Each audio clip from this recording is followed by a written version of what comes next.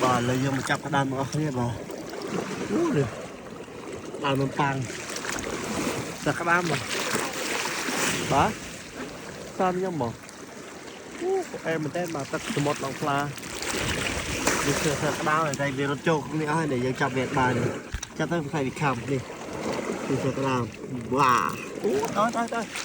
Một cái tắt ra. Sửa cái đàn.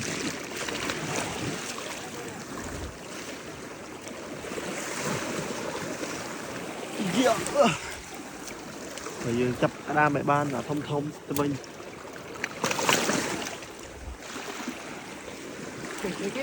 nè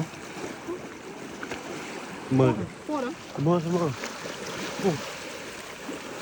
vậy kia gì mơ ơi chập đi no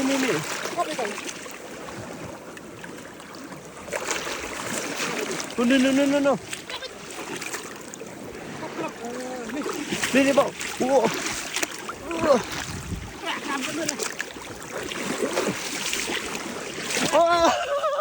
chặt ba đây không đi đi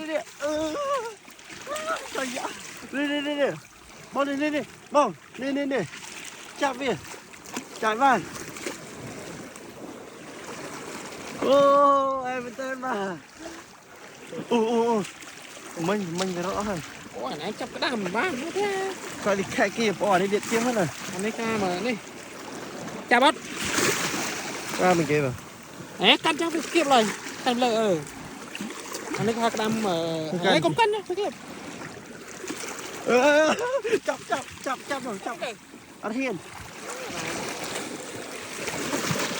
nè ra làm bạn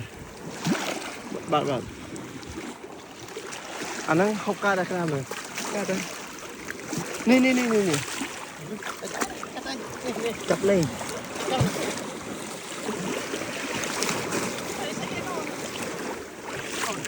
ba nè mơ sơ trời trôi kia rồi sao này tung chọn xe rồi nhỉ tung chọn xe đi kia xe quay này lên cái đó ba